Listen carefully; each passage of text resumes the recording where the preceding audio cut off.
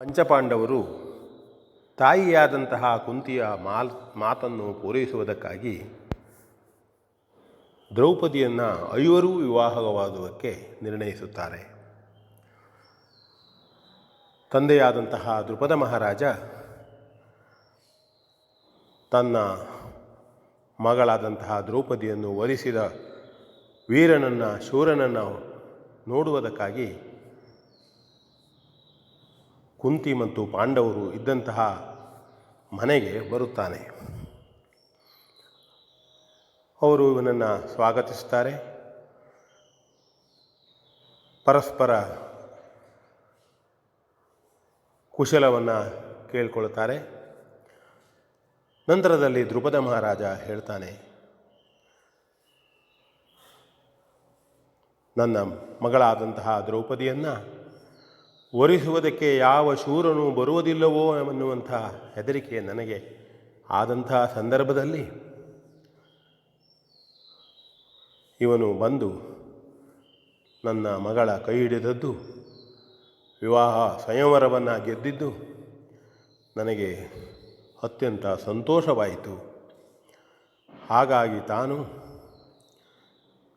ಇವಳ ವಿವಾಹವನ್ನು ಸರಿಯಾದ ರೀತಿಯಲ್ಲಿ ಮಾಡಿ ಕೊಡುತ್ತೇನೆ ಎಂಬುದಾಗಿ ಹೇಳ್ತಾನೆ.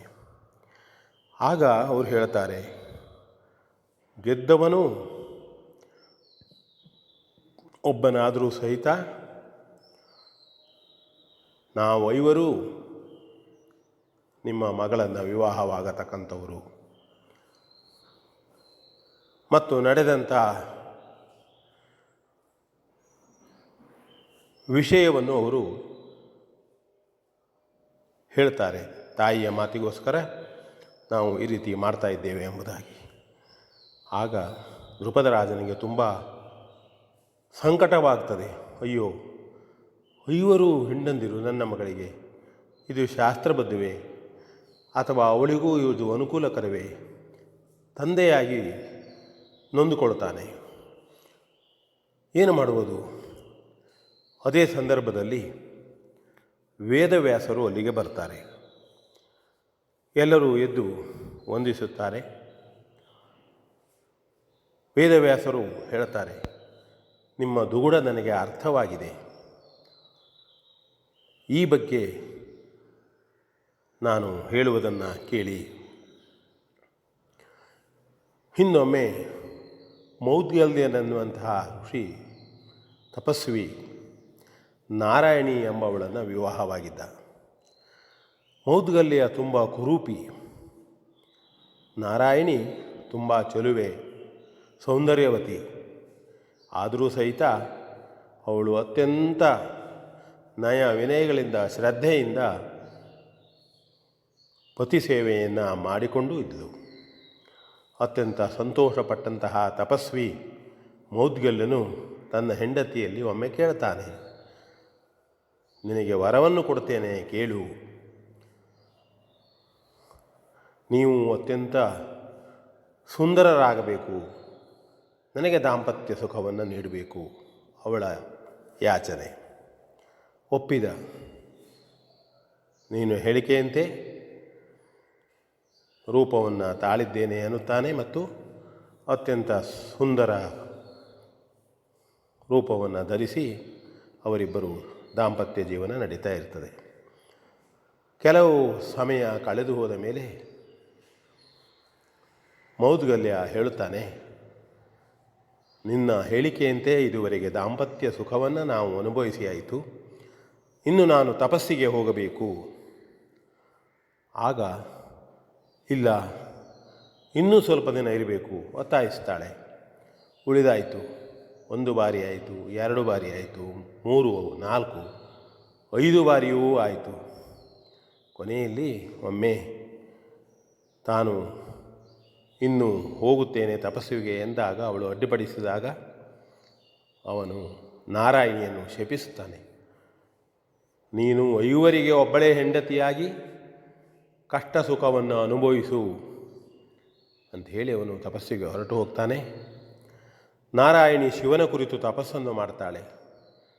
ನೋಡಿದಂತಹ ಪಾರ್ವತಿ ಅನುಗ್ರಹಿಸಿ ದುಃಖಿಸಬೇಡ, ಪ್ರತೀಕ್ಷೆ ಮಾಡು, ಕಾಲವನ್ನು ನಿರೀಕ್ಷಿಸು. ಆಯಿತು. ಇನ್ನೊಂದು ಸಂದರ್ಭ, ಹಿಂದಿನ ಕಲ್ಪಗಳ ಇಂದ್ರರಾಗಿದ್ದಂತಹ ಇವರು ಶಿವನ ಕೋಪಕ್ಕೆ ತುತ್ತಾಗಿ ನಿಷ್ಕ್ರಿಯಗೊಂಡಿದ್ದರು. ನಿಧಾನವಾಗಿ ಶಿವನನ್ನೇ ಧ್ಯಾನಿಸಿ ಚೈತನ್ಯವನ್ನು ಪಡೆದುಕೊಂಡಂತಹ ಅವರು ಕೊನೆಯಲ್ಲಿ ಶಿವನನ್ನೇ ಆರಾಧಿಸಿ ತಮ್ಮನ್ನು ಉದ್ಧರಿಸುವ ಬಗ್ಗೆ ಕೇಳಿಕೊಳ್ತಾರೆ. ಆಗ ನೀವು ಮುಂದೆ ದೈವಾಂಶ ಸಂಭೂತರಾಗಿಯೇ ಹುಟ್ಟಿ ಅಂತಹ ಈ ನಾರಾಯಣಿಯನ್ನೇ ವಿವಾಹವಾಗುತ್ತೀರಿ, ಮುಂದೆ ಒಳ್ಳೆಯದಾಗ್ತದೆ ಎಂಬುದಾಗಿ ಅವರಿಗೆ ವರವನ್ನು, ಆಶೀರ್ವಾದವನ್ನು ಮಾಡ್ತಾನೆ. ಹಾಗೆ ಆದಂತಹ ಐವರು ಇಂದ್ರರೇ ಪಂಚಪಾಂಡವರು, ಭೂಮಿಯಲ್ಲಿ ದೈವಾಂಶದಿಂದಲೇ ಜನಿಸಿದಂಥವರು. ಅಲ್ಲದೆ ದ್ರುಪದ ರಾಜನ ಮಗಳು ದ್ರೌಪದಿ ಯಜ್ಞದಿಂದಲೇ ಜನಿಸಿದವಳು. ಹಾಗಾಗಿ ಅವಳಿಗೆ ಹಿಂದಿನ ಜನ್ಮದ ಒಂದು ಶಾಪದ ವಿಮೋಚನೆ ಕಾರಣದಿಂದಾಗಿ ಈಗ ಅವರು ದಂಪತಿಗಳಾಗುವುದು ಯೋಗ್ಯವಿದೆ. ಐವರು ಪಾಂಡವರನ್ನು ದ್ರೌಪದಿ ವಿವಾಹವಾಗುವುದು ಸೂಕ್ತವಾದದ್ದು ಎಂಬುದಾಗಿ ಅವರೆಲ್ಲರಿಗೆ ಹೇಳಿದಾಗ ಸಮಾಧಾನವಾಗ್ತದೆ. ದ್ರುಪದ ರಾಜನಿಗೂ ಸಂತೋಷವಾಗ್ತದೆ. ಮುಂದೆ ಅವರ ಮಾತನ್ನು ಮನ್ನಿಸಿ ಐವರು ಪಾಂಡವರಿಗೆ ದ್ರುಪದ ರಾಜ ತನ್ನ ಮಗಳಾದಂತಹ ದ್ರೌಪದಿಯನ್ನು ವಿವಾಹ ಮಾಡಿಕೊಡ್ತಾನೆ ಶಾಸ್ತ್ರೋಕ್ತವಾಗಿ. ಹಾಗಾಗಿ ದ್ರೌಪದಿ ಪಂಚ ಪಾಂಡವರ ಪತ್ನಿ. ಇದನ್ನು ತಿಳಿದುಕೊಳ್ಳೋಣ. ಮಹಾಭಾರತ, ರಾಮಾಯಣ ನಮ್ಮ ಗ್ರಂಥಗಳು, ಪವಿತ್ರ ಗ್ರಂಥಗಳು, ಓದೋಣ, ನೀತಿ ಕಥೆಗಳನ್ನು ತಿಳಿದುಕೊಳ್ಳೋಣ ಅಂತ ಹೇಳ್ತಾ ವಿ ಎನ್ ಭಾಗವತ್, ಬರಬಳ್ಳಿ.